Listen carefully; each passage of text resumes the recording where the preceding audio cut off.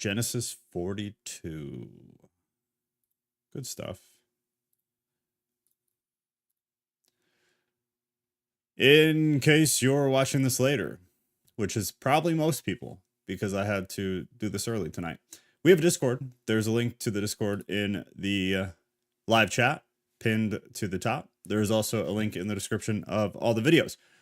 We do these Bible studies twice a week. One is on Thursday at 6 p.m. Central Time. That is extra canonical, and sometimes even further outside of that, where right now we're reading the Epic of Gilgamesh, and then we're going to the Book of Giants. Sunday, tonight, is straight Bible. We're reading the Bible in chronological order.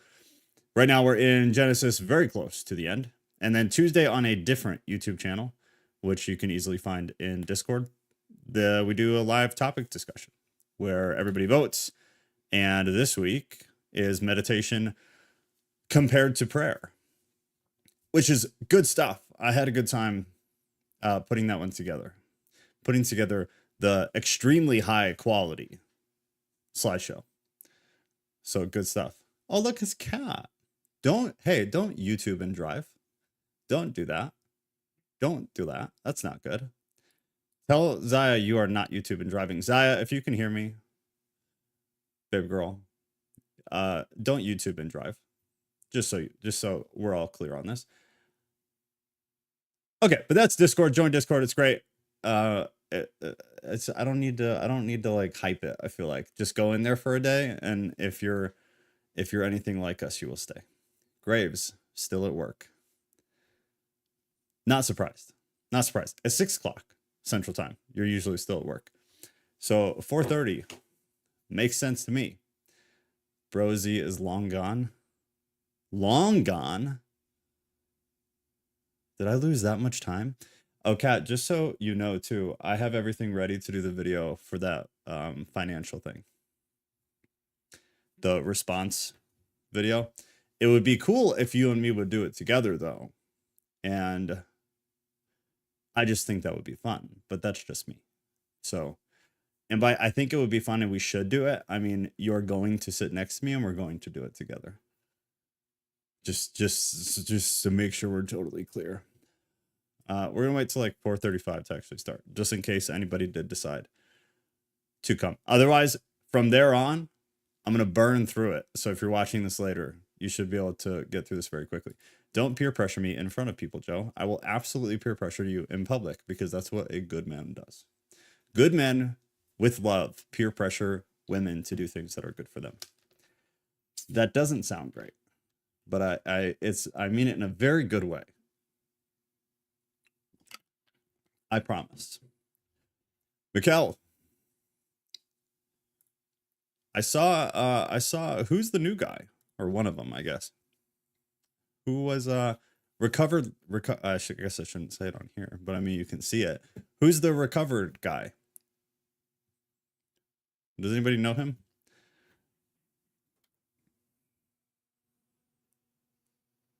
How did that just work? There we go. This is a wherever 2 or 3 are gathered kind of night. Very slick. Very well said. I forgot the voice channel, so it's there in case anybody wants in.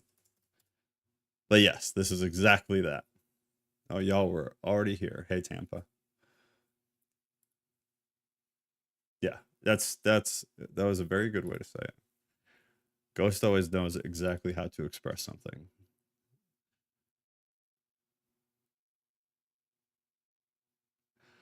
Pastora.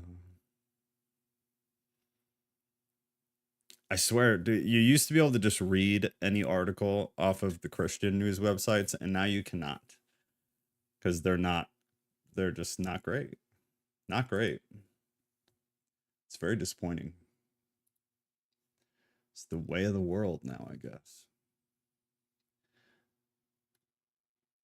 Okay, so Joseph's brothers go to Egypt. Let me see real quick. Right, yeah, because we only did 1 chapter last week because we got extremely hung up on the name last week. The name. Where is the name? Zaphenath Paneah. Yeah, that's right. That's what happened. I love Pastora. I'm a moderate to low quality out loud reader. It's just not my strong suit. So why in the heck I decided to do this is beyond me. It is not a strength of mine whatsoever. So I appreciate the fact that you all suffer through me reading aloud when it is just not something I do.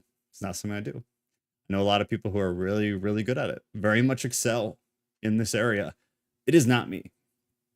It is not me. Giving a speech or a sermon that I like I've memorized, totally fine. Reading, not for me. Not for me. Maybe that's why I have to do it. Just to continually provide shame to keep me humble. Because I suck at reading the Bible. Well, fair enough. I'm terrible at reading too. Dude, it's hard. In my head, no problem. Because I've spent so much time reading. So much time reading. But for many years, I just didn't have to do it. I don't know. I just didn't have to do it. Never had to read out loud. I barely went to school past like 13 years old. So I was just never in those situations. You guys are so sweet. Thanks, Mikkel. I do my best, man. I do my best. I'm glad that you guys are here to tell me when I've completely butchered a pronunciation, though. I very much appreciate that. That's always very good. So we don't get... I'm glad I'm not in a position to teach people how to say words wrong, because somebody's always there to say, that was wrong. That was atrocious. This is how it was said. I appreciate that. But that's what happened last week, because we normally do 2 chapters. These do get longer in the end of Genesis, so that was a part of it. But then we got super hung up on that name and went down the rabbit hole for like 15 or 20 minutes. Pastor said, I understand you, Joe. Not too many people. It is your pronunciation. I think that's from speaking. I'm a good speaker. Public speaking, I put the work in. I used to turn beet red and sweat like crazy. I was awful, but I put the work in and I got good at it. I like speaking. I don't like reading. Not for me. Hopefully I'll get better, but we've been doing this a while and I feel like my cap is just there and I'm just going to be there and I'm okay with that, I suppose. Joseph's brothers go to Egypt. When Jacob learned that there was grain for sale in Egypt, he said to his sons, "Why do you look at one another?" Give me 1 sec. I forgot the beautiful music in the background. That's nice. That's nicer.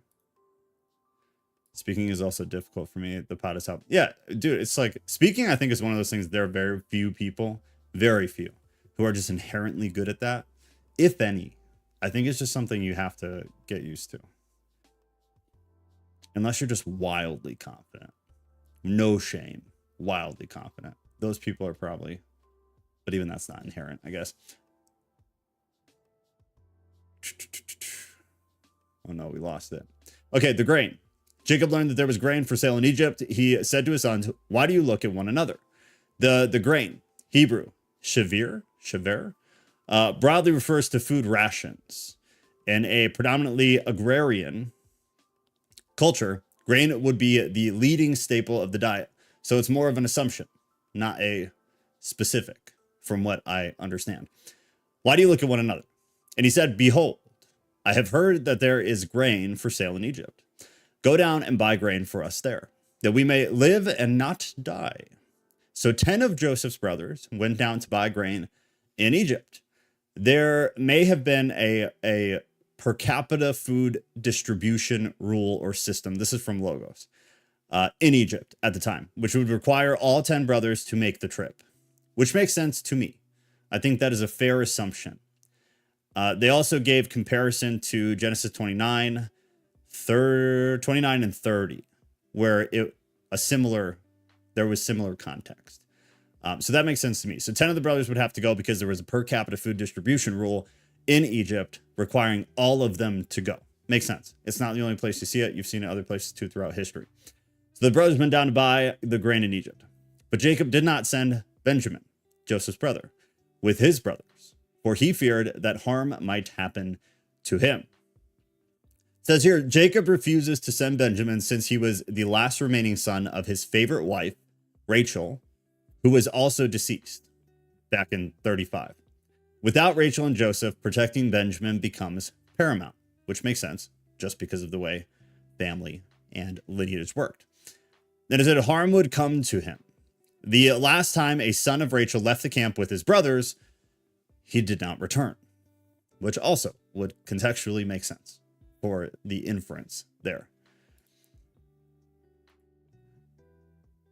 I think Ghost is a good speaker. I don't get where that even comes from.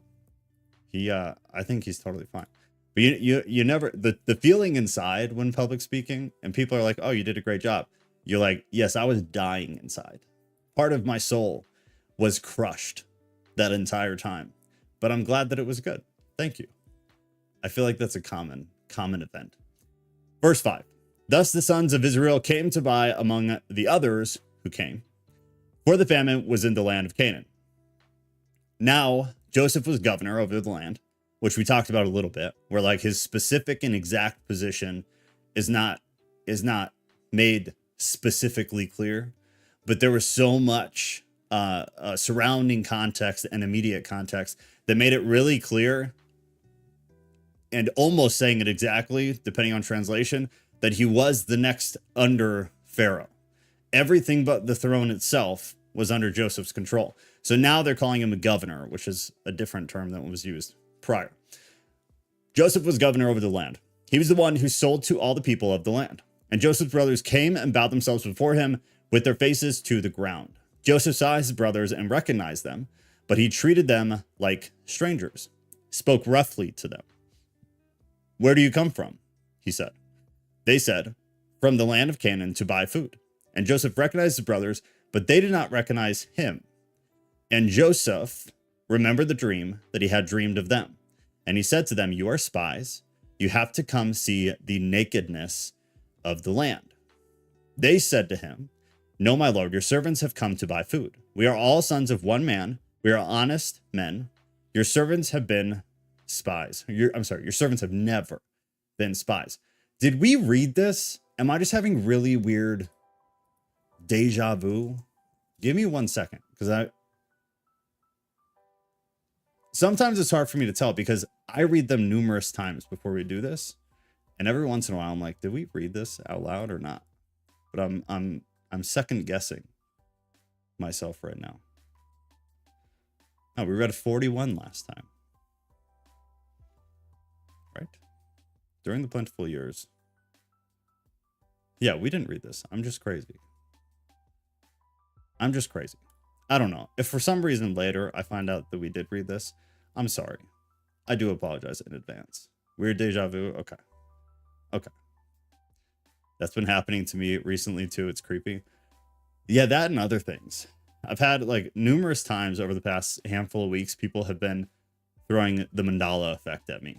Because I'll say something, I don't remember any of the examples. I think, Kat, if you remember the one that I'm thinking of, because one of them was from you. What was that? But it's like, it's been happening like crazy. I don't know why. The dimensions are blurring, man. They said to him, no, my lord, your servants have come to buy food. We are all sons of one man. We are honest men. Your servants have never been spies. He said something when it brings me back. He said to them, no, it is the nakedness of the land that you have come to see. And they said, we, your servants, are 12 brothers. 12 brothers. The 12 brothers must explain this number to Joseph because only 10 are here. Which, in part, he should know. Hey, Patricia. Hi. So that's their need to distinguish and make clear that. There's 12 brothers, the sons of the man of the land of Canaan. And behold, the youngest is this day with our father, and one is no more. So there's the 12 minus 10 full explanation. Wait, what? I said there was something with the Mandela effect, Kat, over the past couple of weeks where I was saying something and you called mandala effect on me, that I was misremembering I was or gonna something say like that. maybe the pregnancy brain is rubbing off on you. Oh my God, the pregnancy brain. So what would it be? It'd be sympathetic pregnancy brain? Yeah, possibly. I don't remember it, but these past few weeks have been a whirlwind for me. Okay. So I feel like after rereading it, it's a that's lot of fine. people. It's a lot of people. It's a weird season. Maybe it's just the holiday season is really getting everybody this year. Who knows? Yeah. All right, the 12 brothers, blah, blah, blah, blah, blah. Verse 14. But Joseph said to them, "It is as I said to you, you are spies. By this you shall be tested. By the life of Pharaoh." Logos has this here. It says, Joseph swears on the life of the most powerful authority in the land, the king of Egypt, who thought of himself as God incarnate. And they're comparing to 1 Samuel 17:55, similar situation. Also 2 Samuel 14:19 and 15:21, which also look like very similar situations. This kind of oath appears in an Egyptian inscription from the 20th century BC. You shall not go from this place unless your youngest brother comes here. He's setting them up, and you gotta love it. Send one of you and let him bring your brother while you remain confined, that your words may be tested, whether there is truth in you. Or else, by the life of Pharaoh, surely you are spies. And he put them all together in custody for 3 days. The Hebrew here, mishmar, also used in 42:19, which said, if you are honest men, let one of your brothers remain confined where you are in custody, and let the rest go and carry grain for the famine of your household, is the same word previously used for the place of Joseph's imprisonment. So custody is a good translation. If I remember right here, and then later in this chapter, if not the next chapter for sure, and I want to look when we get there, but I'm 90% confident they didn't use the term custody for the encampment, which is how it's oftentimes translated. And when we get there, I'm going to try to remember, because I want to look at the Hebrew for that and see why. See if they were the same word translated different for some reason, or if they were actually different words. Because I was looking at that this morning and I was like, huh, I wonder why that was. It's either later in this chapter or the next one. I will remember because it was bothering me this morning. Excuse me. It says, while it indicates captivity, there is no description of where the brothers were held. It may have been in Joseph's house, which could make sense. When we get to the other part, though, we'll see. 18. On the third day, Joseph said to them, do this and you will live, for I fear God. It says, not a statement of faith in the God of Israel. That would have proven fatal to the ruse. Rather, this statement certifies Joseph's promise to release the one left behind upon the brothers' return with Benjamin. If you are honest men, let one of your brothers remain confined where you are in custody, and let the rest go and carry grain for the famine of your households. And bring your youngest brother to me, so your words will be verified, and you shall not die. And they did so. And they said to one another, in truth, we are guilty concerning our brother, in that we saw the distress of his soul when he begged us, and we did not listen. A couple things here I want to read. So then they said to one another, the conversation takes place in Joseph's presence. His brothers do not realize that he understands what they are saying, since they have been using an interpreter, which is funny if you think about it. So in case you missed that, I want to read it again. They said to one another, the verse 21, they said to one another, quote, in truth, we are guilty concerning our brother, in that we saw the distress of his soul when he begged us, and we did not listen. Talking about Joseph. The conversation takes place in Joseph's presence. His brothers do not realize that he is understanding what they're saying. They think he doesn't understand. Linguistically, speech, not getting it. There's a gap, except there's not. He completely understood what they were saying. We are guilty. The Hebrew term used there, Ashim, can refer to either guilt or the punishment that results from guilt. Israelites held little distinction between the two because they believed that God would make sure sin was discovered and punished. They gave one example out of Psalm 34:22, which says, "The Lord redeems the life of his servants. None of those who take refuge in him will be condemned." And then they also gave Numbers 32:23. "But if you will not do so, behold, you have sinned against the Lord, and be sure your sin will find you out." That one's good. That aligns with that interpretation of the verse really well. So they're talking about him. In truth, we are guilty concerning our brother, and that we saw the distress of his soul when he begged us and we did not listen. That is why this distress has come upon us. And Reuben answered them, the oldest, "Did I not tell you not to sin against the boy? But you did not listen. So now there comes a reckoning for his blood." Because if you remember, Reuben was the one who was kind of like, maybe we don't do this. Reuben didn't want him to be killed, which kind of led to them doing just less of something bad, a lesser evil thing, but still an evil thing. Hey, Ruth. So, let's see. All 10 of Joseph's brothers are morally at fault for what happened. Did I not tell you not to sin against the boy, including Reuben, because he still let it happen? A reckoning for his blood, or his blood has been sought, depending, which is a more savage way to say it, in my opinion, but depending on translation. This could indicate that the brothers never told Reuben what they actually did to Joseph. He seems to think Joseph is dead because Reuben did not want anything to do with it.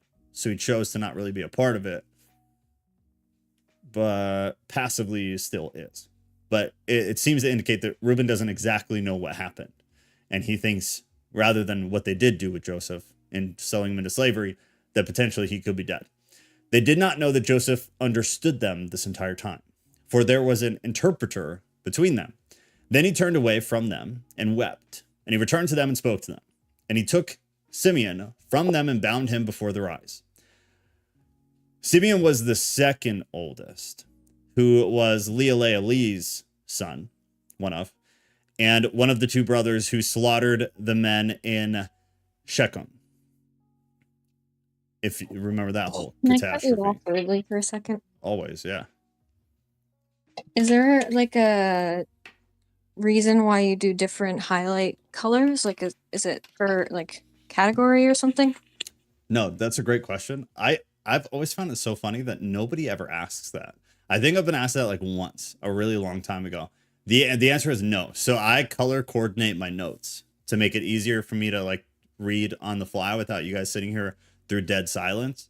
So no, it means nothing other than where I highlight one color, I have notes on another screen that are highlighted in that same color. So I can Okay. Yeah, That it's makes just sense. it's totally just for me. Yeah. But good question. I'm glad you asked. It's just to like catch it quickly if you're looking at back and forth. Right, at the exactly. screen. Exactly. Okay. 100%. Yeah, there's no other significance whatsoever. It's pretty. I think so. They do a good job. Makes it look a little bit nicer. I'm a color maniac myself as well. It's just the best way to do it. I tried to not do anything like that for a long time, and my brain was just destroyed. But then I can scroll two screens in tandem, and I see the colors line up, so it helps. Yeah, it helps my eyes just like click. And also looks nice. It's a good tip.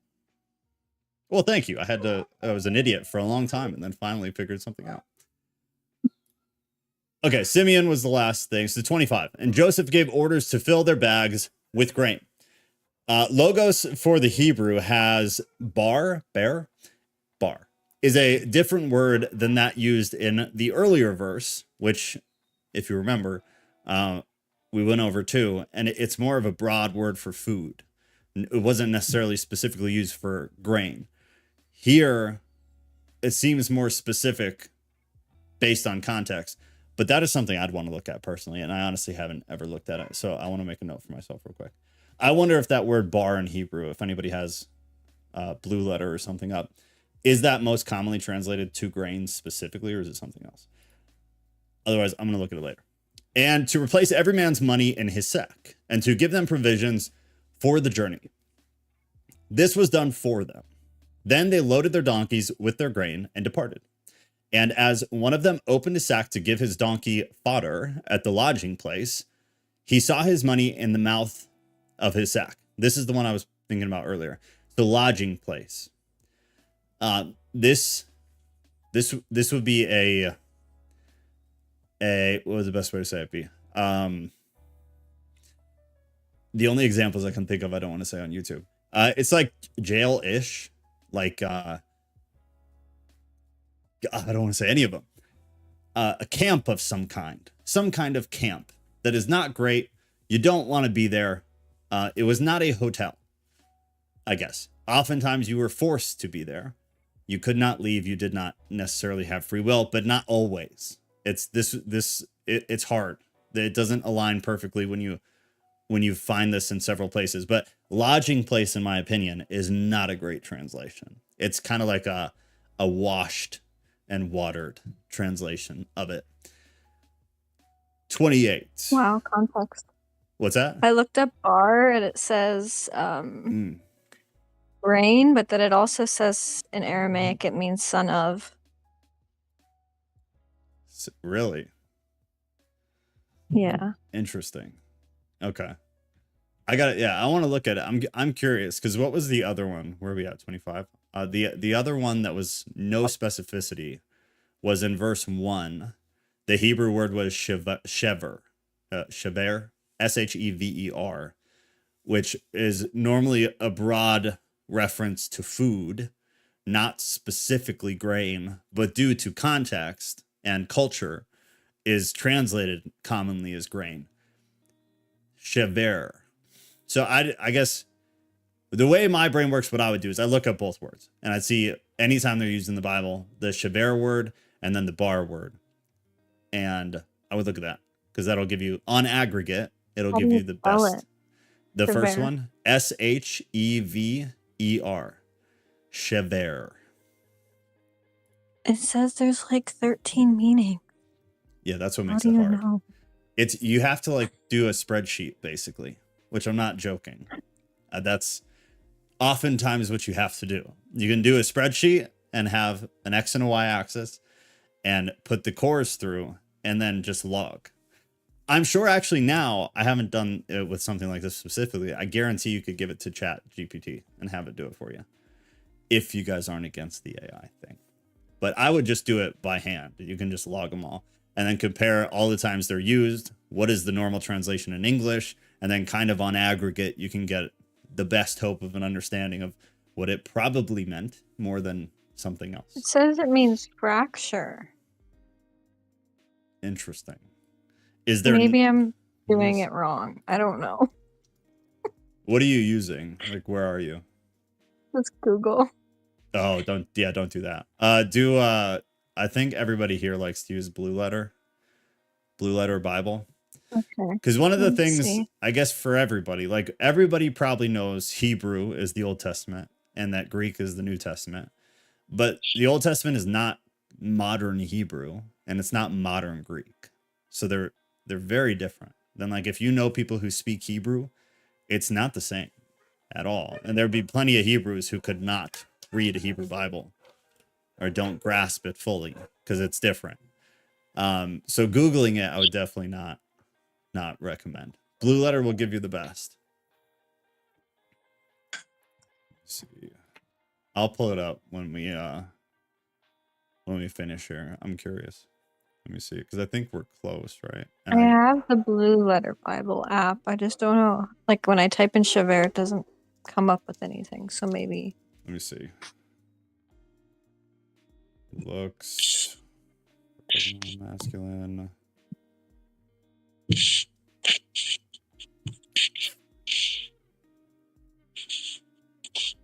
Yeah, I'm actually not getting it right away either.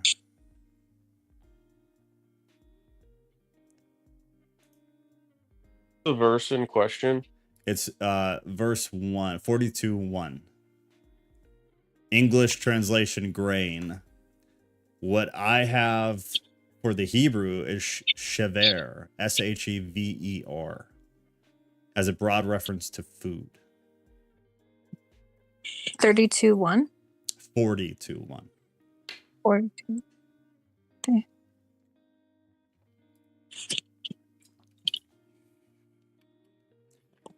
You click on the verse and you go to the concordance.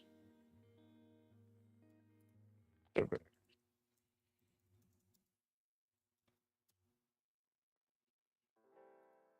Grain, corn, food stuff. There you go. So broad reference to food. Concordance, is it like...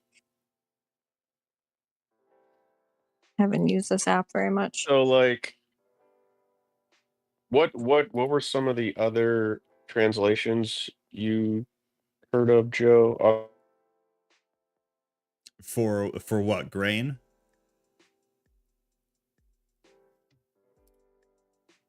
Uh-oh.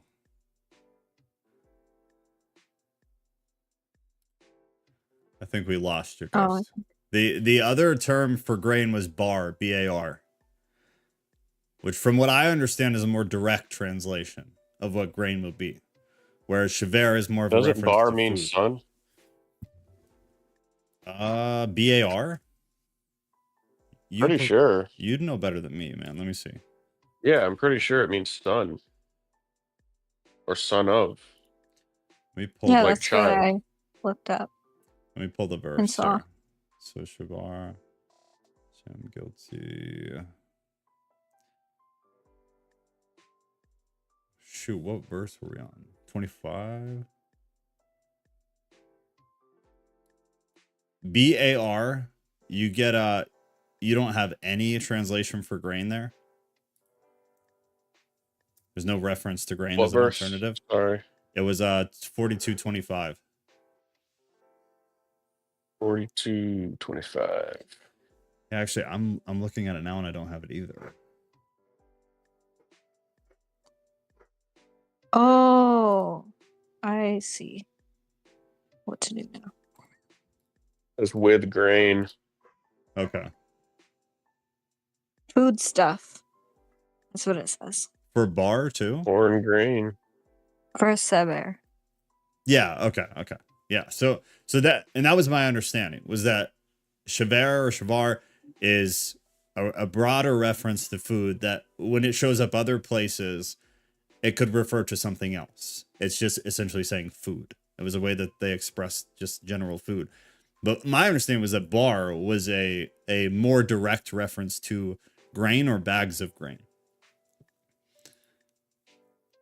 I think English and probably every language has a similar type of so like for example in English for food we might say grub, but grub also means like a larvae. Right. There's For all sure. kinds of words we use for things that, Yeah, 100%. For sure. This is not one of the only ones where it doesn't seem it can to be align. super hard to translate. Well, that's the problem. Yeah. That's why even for like the smartest dudes we've ever had in recent history are still like, maybe, probably, 80%. There needs to be more material. Right. Exactly. I That's the wonder if problem. sever is it means broken or breaking. But grain's like... What verse were you getting that from? What was the reference? That was from 42:1 grain. No, It can mean broken. Yeah, but where'd you pull the other definition? From the Blue Letter Bible. And does it give you a reference to a verse anywhere? It might not. I don't use Blue Letter a lot. I've started kind of dipping again since you guys use it a lot, so it'd be easier for all of us, but I'm not huge on it. But if it gives you a verse, go ahead. It does. It gives me a bunch. Okay. All for that alternate I can screenshot definition. it and put it in the... Yeah, do that. Put it in Discord. Okay. I'm curious. But so back kind of to the point that Ghost made, and like everybody here is aware of it. If this was easily translated, like we wouldn't be doing this. This wouldn't be this difficult. Scholarship would have an easier time. Seminary wouldn't be a total pain in the butt. But it's just not the reality. And like Ghost said, It's primarily because we don't have enough data. It's, you can't scrape enough data from the time period where they were using these in numerous texts all over the place, so that when we look at one of these words, it's like, oh yeah, well, it meant that here, it meant that there, it meant that there, all the way across all this different literature. It's just not the case. So a lot of it just had to be guessed, best guess. Bubby Films Incorporated, Genesis 42 KJV, it was corn. 42 what? 4225 or 1? Because we were talking about both. We kind of got to the bottom of it though. Corn for 1 could be a translation, but the word in Hebrew is a general reference to food. So it could have been corn, it could have been grain. The later I put it in the reference- chat. Also, Beautiful. Patricia, did you say that it had some type of it connotes broken or breaking? Breaking out or sprouting. Yeah, because I mean, there's a difference between like a corn or wheat kernel, and then when you break it and turn it into flour. I wonder if Mhm. that's a connection. Yeah, that's a fair point. That's a very fair Both point. wheat, it's both corn, but in different forms. Right. I've got it. Once I don't know. the lag is over, it's on the screen. Corn grain as foodstuff, perhaps broken or breaking out, sprouting, chief fruit and soil. Yeah, I mean, either one would make sense. All kinds of grain. From Nehemiah, Genesis, lag. Yeah, and this makes sense. So this is why the general consensus seems to be food stuff, because it's used in different places in the Bible to express what seems to be something different, but within that same, greater category. And I also find it interesting that in the New Testament, we are spoken of as some type of harvest or crop. Yeah. So could we be the corn? No, it's not really, but That's true. In a It's a good sense, though. connection. In a sense. It's a metaphor. yeah, all these symbols are used for a reason. Which makes it so hard. Makes it so complicated. But also fun, I suppose. Okay. Let me... Nerds think it's fun. And we're a bunch of nerds, so... That's exactly right. That's exactly right. It's sickening how exciting it is sometimes. I'm like, wow. I used to be cool for a period of my life. And then I started getting excited by words not making sense in context. We're the cool ones, bro. I agree.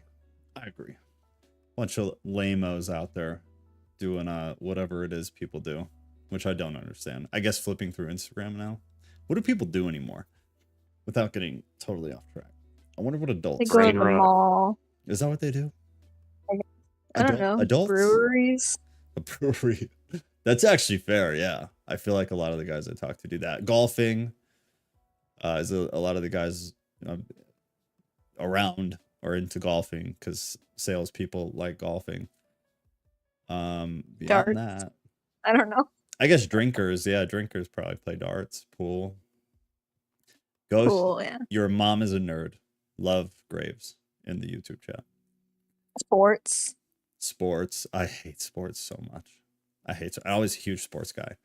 I played at a decently high level for many years, but I just don't care anymore. I lost every single paintballing. Yes, I took Cat airsofting on our anniversary last year, and I played paintball competitively when I was younger. Airball. That was fun. That was good stuff. Great one, Graves. Great one. All right, I have to burn through the rest of this. Harvesting grain. What's that? Okay. The grain? I said harvesting grain, but you can keep I going. wish I would. My life will be complete when I can say what I have to do the rest of the day is harvest grain, because that means we're on the farm like God intended.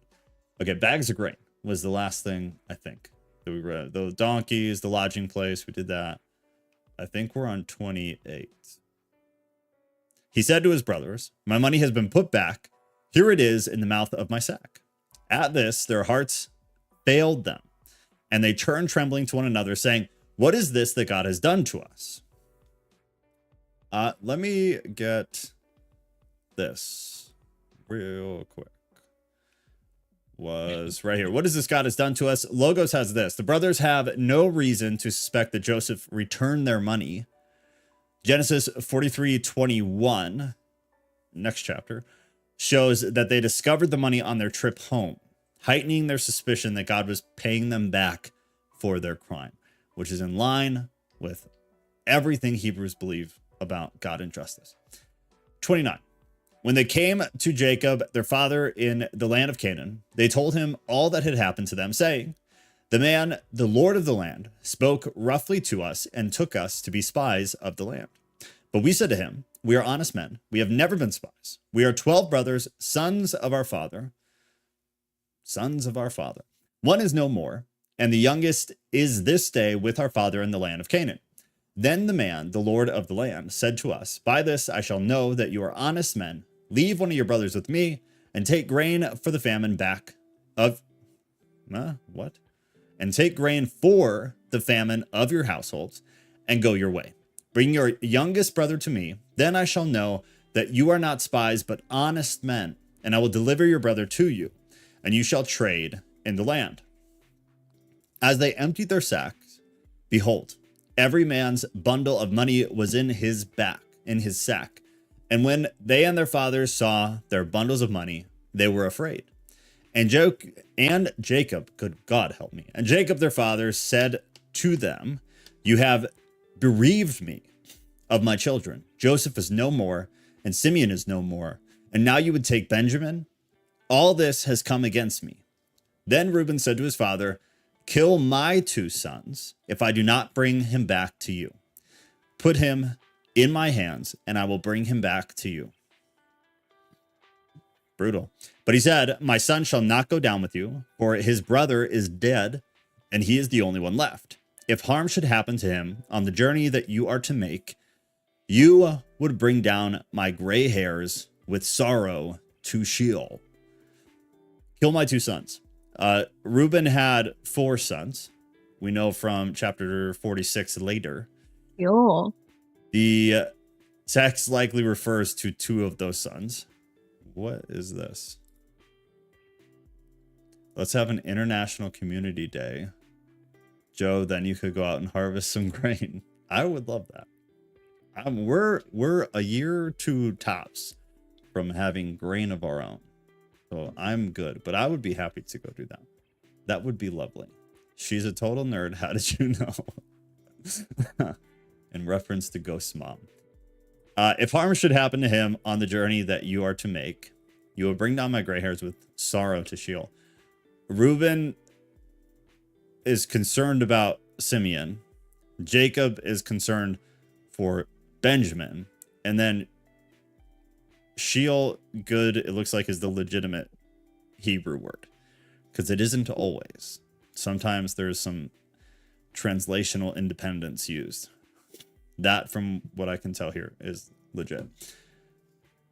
So 43 will be next.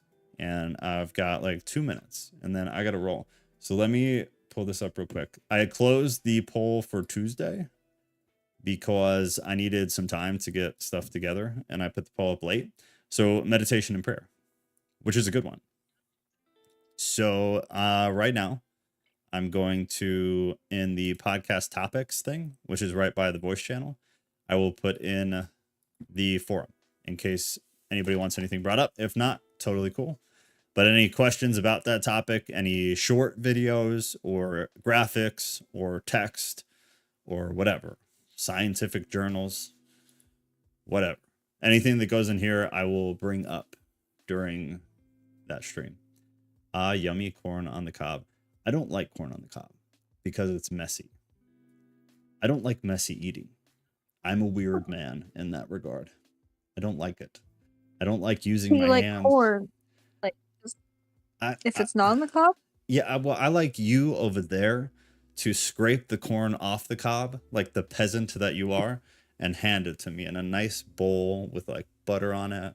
I'm just kidding, but I don't like corn on the cob because it gets between my teeth. I don't think you're kidding. I don't like that. I'm totally kidding. I mean, I don't want to eat the corn on the cob, and I don't want to scrape it, but about the peasant thing. I just don't like it in my teeth. Oh. Man, the little strings. So I don't- nachos are a Yeah. no-go. No, see, Yeah. I like nacho. Here's a if I can I don't want to sound weird though, but like if I can lick the cheese off my hands, I'm good. But like if there's residue on my hands, I don't like that. Ribs, I don't like. I don't like. It's too messy. Chicken wing. Chicken wings, I don't like. But I've gotten better because I've gotten. You just better. need a peasant to de-meat the rib. That's what I always tell Kat. I'm like, look, they make boneless chicken wings. Why don't we use this Yeah. Or you futuristic could have like alternative? dry wing. Or dry wings, right? I've gotten better though. Like it was just for whatever reason, it's just always irked me. I just don't like it. I'm like, we are civilized It is people. sticky and gross. Why? Yeah, just not a fan. Not a fan. But I've grown because Kat's really into ribs and she's really into chicken wings. And so I think just over the years, I've gotten more used to it, I suppose. It's interesting. Channel your inner barbarian. Right. And the funniest thing about it is for anybody who knows a bit about my past, it's just totally asinine that I have an eating issue. I'd like to think I had a part in that change. You did. You certainly did. You totally did. You don't like barbecue ribs, Joe? It's messy as hell delicious though. I like them.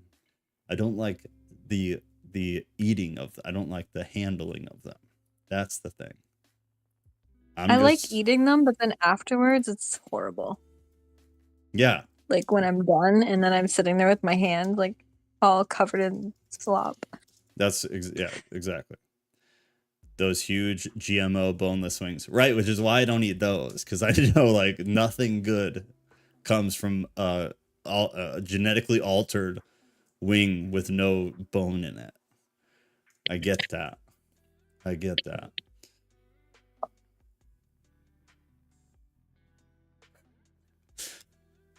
Yeah, Kat is against all that stuff. We are just getting more strict and more strict with food as the years go on.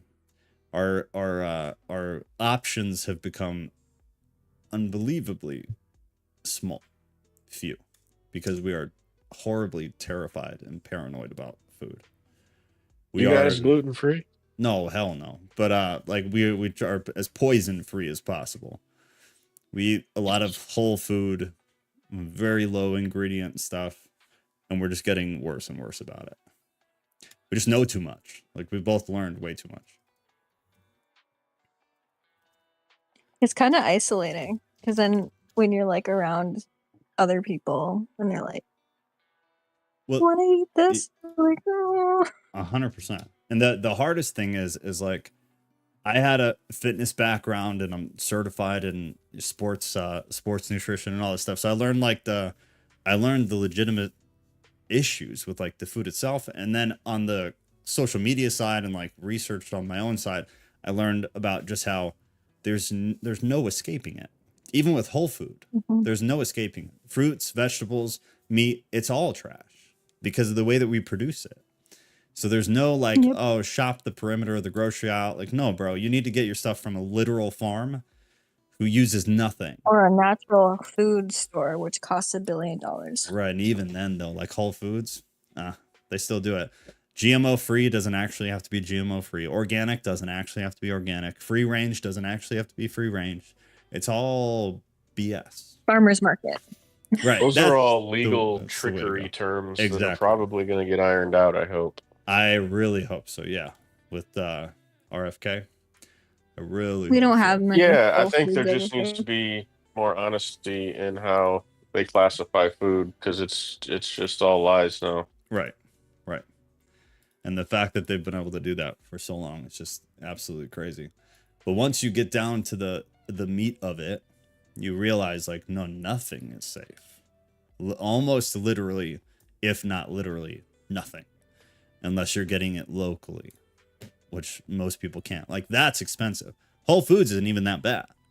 But going to a farm, it's wild. It's wild, as it should be. Farmers markets are sometimes all right. They'll give you a good deal. Yeah, for sure. We have a bunch of farms around here, so it's available. But I mean, it's hard, man. But local butchers and stuff are so expensive. It's so expensive. Yeah, you gotta. You better have a freezer. Right. Yeah. Yeah, we had 2 spare freezers and both of them broke this last year. So we're remedying that issue. It's hard out there, y'all. Eating is very difficult. Eating clean is very difficult. Okay. I'm getting back into my salad phase. Are you good? So is Kat. She just bought a bunch of salads. Yeah. That's good. I like salad. I just want to eat salad and meat and call it a day. That's extremely healthy, dude. So healthy. Carbs are good, but in my opinion, if you're not doing like a bunch of physical stuff, carbs like are just not necessary. And they make people tired. They make most people tired. Not everybody. But like good protein and a little bit of like healthy fat and some vegetables, you're golden. And it's a lot of clean energy. There's a reasonable Mennonite butcher around these parts. I bet there is out there in Pennsylvania. That's probably great. I wish we had the Amish around here. Get all our stuff from the Amish. The Amish know how to do it. So I have 5 minutes here. All right, y'all. I got to run. But this was fun. I'm surprised so many people came. Love y'all. That was great. I was very much ready to just talk to myself for 30, 45 minutes and call it a day. So it was great to see you guys. I thought I would miss you today. Tuesday is the meditation and prayer, which should be really, really good. And in case you want anything shown, it's there and ready to go. Just drop it in and then I'll bring it up. I have Amish neighbors. You're so lucky. I would kill to have an Amish person move in our neighborhood. That would be fantastic. Yay, I had fun. Happy day, Graves. Happy day. All right, I'll see you guys Tuesday. Love you, love you, love you. Have a good night. Later, y'all.